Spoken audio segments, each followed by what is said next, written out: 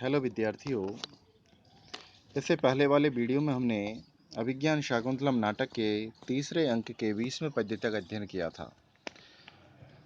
हमने देखा कि राजा दुष्यंत और शकुंतला मालिनी नदी के किनारे स्थित लता मंडप में स्थित है। राजा दुष्यंत उनसे प्रेम विवाह के लिए निवेदन करते हैं, पर शकुंतला स्वयं को पराधीन कहती है कि मैं बिना गुरुजनों और परिजनों की अनुमति के ऐसा करने में असमर्थ हूँ। तब राजा दुष्यंत उनको समझाते हैं कि इससे पहले भी अनेक राजाओं और राजपुत्रियों ने प्रेम विवाह किया है और बाद में उनके परिजनों ने उस हेतु स्वीकृति प्रदान कर दी है, तो हमारा एक दूसरे से प्रेम विवाह करना कोई अपराध नहीं है। आप भी अयोग्य हो, मैं भी योग्य हूँ, तो योग्य पति पत्नी का आपसी संबंध को स्वीकार करने में परिजनों को कोई परेशानी नहीं होगी। ऐसा जब राजा कहते हैं तो शकुंतला वहाँ से उठकर जाना चाहती है, लेकिन राजा दुष्यंत उनका हाथ पकड़ लेते हैं। शकुंतला कहती है कि आप मेरा हाथ छोड़ें। तब राजा दुष्यंत कहते हैं कि छोड़ दूंगा। तब शकुंतला पुनः कहती है कि कब छोड़ दोगे? तो राजा कहते हैं कि मैं हाथ छोड़ दूंगा, लेकिन उसी संबंध में अपना मंतव्य बताते हुए वे कहते हैं कि अपरीक्षत कोमलस्य यावत् कुसुमस्य विनवस्य षट्पदेन अधरस्य पिपासिता मया ते सदयं सुंदरी गृह्यते रसोऽस्य। राजा कहते हैं कि सुंदरी, हे सुंदरी,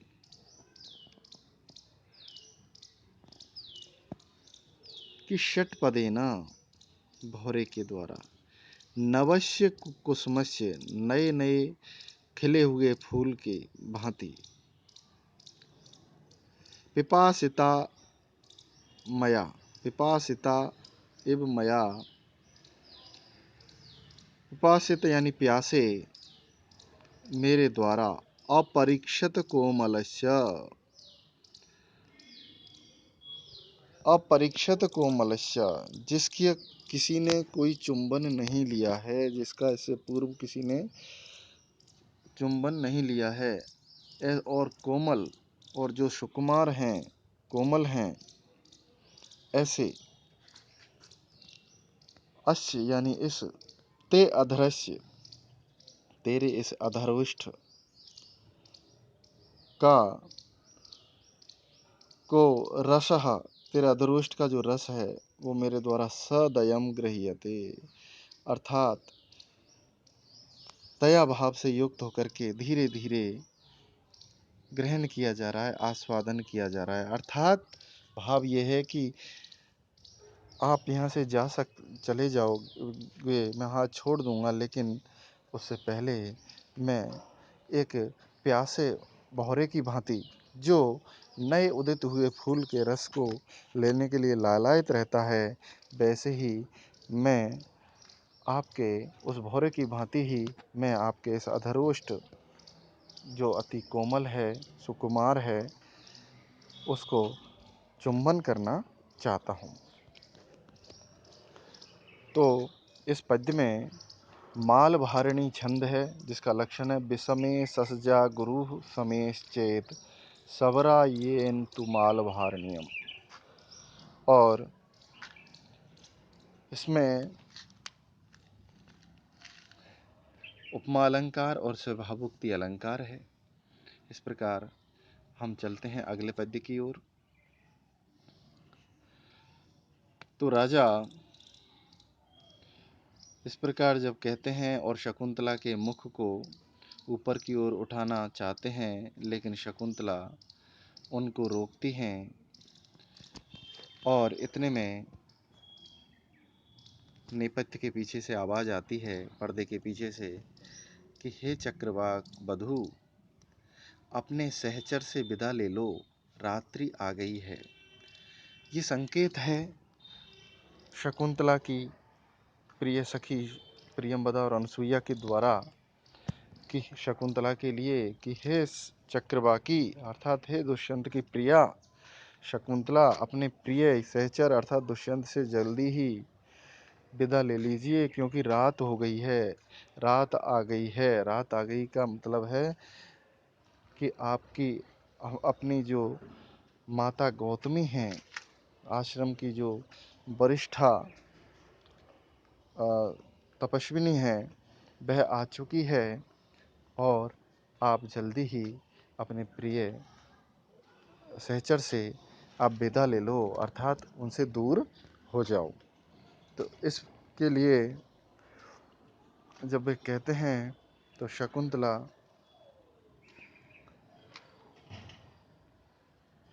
वहाँ से जाना चाहती है और जल्दी से राजा अपने आप को लता मंडप के पीछे छिपा लेता है। अब राजा उनको छिपा लेता है, राजा स्वयं को छिपा लेता है और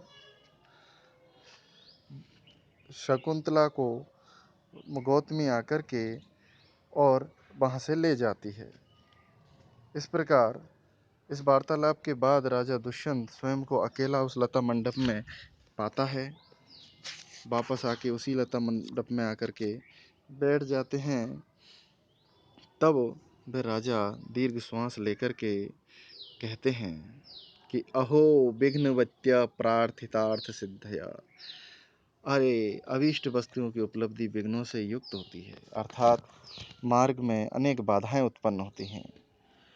इसी संबंध में वे एक पद्य कहते हैं राजा दुष्यंत पुनः कि मुहुर्अंगुली संवृताधरोष्ठम प्रतिषेधाक्षर विक्लवाभिरामम मुखम मंस विवर्ति पक्ष्मलाक्षा कथमप्युन्निमितं न चुंबितं तु। राजा कहते हैं कि मुहु यानी बार बार, अंगुली संवृताधरोष्टम, अंगुली के द्वारा ढक लिया गया था जिसने अपने अधरोष्ठ को।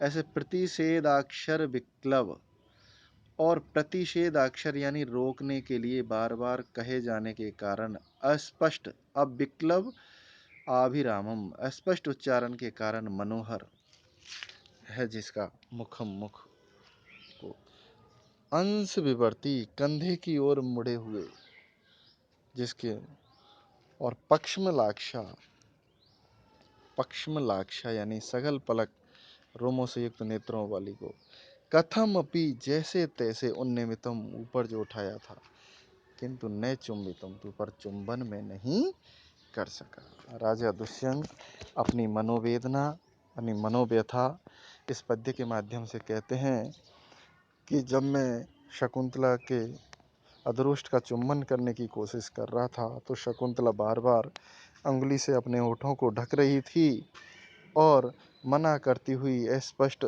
शब्दों का उच्चारण करती हुई वह और भी मनोहर लग रही थी, जिसका और उसका मुख अति मनोहर लग रहा था, और अपने मुख को अंश विवर्ती कंधे की ओर करती हुई अर्थात पीछों की ओर मोड़ती हुई और सघल पक्ष्मलाक्षा यानी सघन पलकों से युक्त मुख जिसका मनोहर लग रहा था, ऐसी वह शकुंतला कथम अपि, शकुंतला के मुख को मैं कथम अपि जैसे तैसे उन्नमितम, मैंने कोशिश करके अपने सामने की ओर उठाया, किंतु न चुंबितम, लेकिन चुंबन नहीं कर पाया, अर्थात मैं प्यासा था और प्यासा ही रह गया। इस प्रकार राजा दुष्यंत यहाँ पर अपनी विवशता, अपनी मनोव्यथा इस पद्य के माध्यम से कहते हैं। और यहाँ पर काव्यलिंग अलंकार और स्वभावोक्ति अलंकार बन जाता है। छंद मालिनी भारिणी छंद है, माल भारिणी छंद है से पहले वाले पद्य की भांति। अब राजा इतना कहकर के लता मंडप में बैठे हुए हैं, वे किंग कर्तव्य विरूढ़ है, कहाँ जाऊं, क्या करूं, अथवा फिर वो कहते हैं कि मैं कुछ देर तक अपनी प्रिया शकुंतला के द्वारा उपभोग किए गए इसी लता मंडप में मैं थोड़ी देर ठहरता हूँ, बैठता हूँ, और वह लता मंडप का चारों तरफ से अवलोकन करते हैं और देखते हैं। तब वे लता मंडप को देख करके कहते हैं, क्या कहते हैं, इसी का इस पद्य में वर्णन किया गया है कि तस्या पुष्पमयी शरीर लुलिता शय्याशिलायामियं क्लान्तो मन्मथलेख एष नलनी पत्रेण खैरर्पितः हस्ताद्भ्रष्टमिदं विषावरणमिति आसज्यमाने क्षणो निर्गन्तुं सहसा न वेतसगृहात् शक्नोमि शून्यादपि। राजा कहते हैं कि तस्याः यानी उस शकुंतला के शरीर से ललिता अर्थात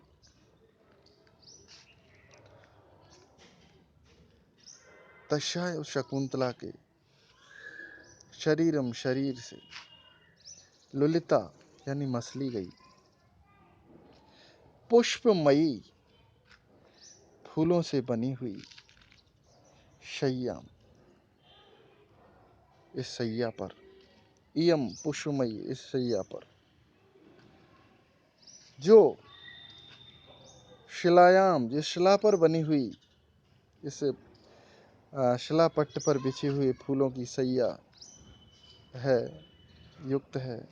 और तस्या उसके द्वारा नखैर अर्पिता नाखूनों से लिखे गया, नलिनी पत्रे नलिनी यानी कमलिनी के पत्ते पर लिखा गया, ऐशा यानी यह क्लांत मुरझाया हुआ मनमत लेखा, मनमथ यानी काम, लेख अर्थात प्रेम पत्र, मनमथ लेखा। और इदम यानी यह हस्तात भ्रष्टा हाथ से गिरा हुआ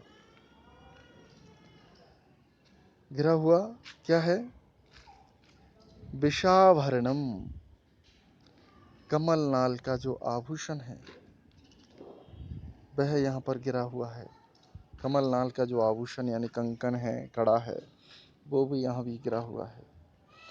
तो आसज्य इति इस प्रकार, आसज्य माने क्षणा, इस प्रकार आसज्य माने इस प्रकार आसक्त दृष्टि वाला मैं इस क्षण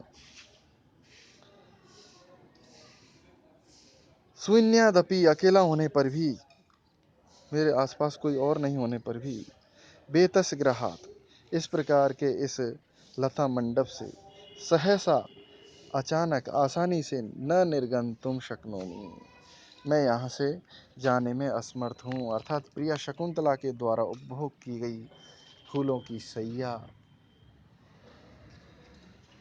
उनके द्वारा लिखा गया कमलिनी नल पर अंकित और मुरझाया हुआ पड़ा हुआ प्रेम पत्र, हाथ से गिरा हुआ कमल नाल का कंकन, ये सब मेरी दृष्टि को बांधे हुए हैं। इस प्रकार इत्ती आसज्य माने, ये सब मेरी दृष्टि में समाये हुए हैं, इस कारण एक क्षण यानी नेत्रों में बसे हुए हैं, इस कारण मैं शून्यादपि अकेला होने पर भी सहसा अचानक से इस बेतस ग्रहात इस लता मंडप से स्वयं को निर्गंतुम यहाँ से प्रस्थान करने में, चले जाने में न शक्नोमि समर्थ नहीं हूँ। अर्थात मेरा मन बार बार इन चीज़ों को देखने का कर रहा है, इनमें मुझे मेरी प्रिया शकुंतला की प्रतीति हो रही है, उनकी उपस्थिति सी मुझे यहाँ पर प्रतीत हो रही है। तो इस प्रकार एक कामी जन की जो वृत्ति है वह राजा दुष्यंत के माध्यम से कवि कालिदास द्वारा चित्रित की गई है। यहाँ पर शकुंतला नहीं है, फिर भी वह जाने में असमर्थ है, और यहाँ पर प्रिया की शकुंतला की जो वस्तुएं हैं वो इधर उधर बिखरी पड़ी हैं, जिनको देख करके उनकी अपनी स्मृति जाग उठती है। प्रिय शकुंतला की उपस्थिति उन्हें यहाँ पर प्रतीत होने लगती है। इस प्रकार यहाँ पर विभावना तथा विषयोक्ति अलंकार का सृजन हो जाता है और शार्दूल विक्रीडितम नामक छंद की मनोहर छटा यहाँ पर चित्रित की है। अब इतने में आकाशवाणी होती है। क्या होती है वह इस पद्य में है। आकाशवाणी क्या होती है कि सायंतने सवन कर्मणि संप्रवृत्ते वेदीं हुतासनवतीं परिता प्रियस्तः छायाश्चरन्ति बहुधा भयमाददानः संध्यापयोदकपिशा पिशिताशनानाम्। कि सायंतने सायंकालीन सवन कर्मणि यज्ञ आदि कर्मों के संप्रवृत्ते प्रारंभ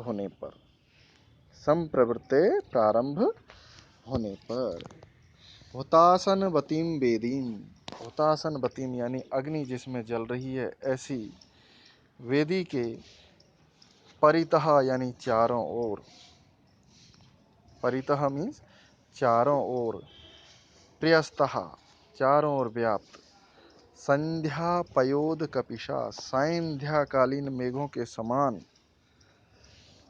कपिशा कपिल वर्ण यानी पिंगल पीले वर्ण वाले, केसरिया रंग वाले और भयम आददाना भय उत्पन्न करने वाले, पिशिताशनानाम, पिशिति यानी कच्चा, असनानाम यानी मांस खाने वाले, अर्थात राक्षसों की छाया यानी छायाएं बहुधा चरंती अनेक प्रकार से संचरण कर रही हैं। अरे हे राजन, सायंकालीन यज्ञ आदि क्रिया में बाधा उत्पन्न करने के लिए राक्षस यज्ञ वेदी के चारों तरफ मंडरा रहे हैं। अर्थात हे राजन, आप जल्दी आओ और इनको मार करके हमारी रक्षा कीजिए, हमारी यज्ञ आदि क्रियाओं को सफल बनाइए। ऐसा आकाशवाणी राजा को सुनाई देती है और उसको सुन करके राजा कहते हैं कि अयम अहम आगच्छामि, मैं यह आ रहा हूँ, ऐसा कह करके वह निकल जाते हैं।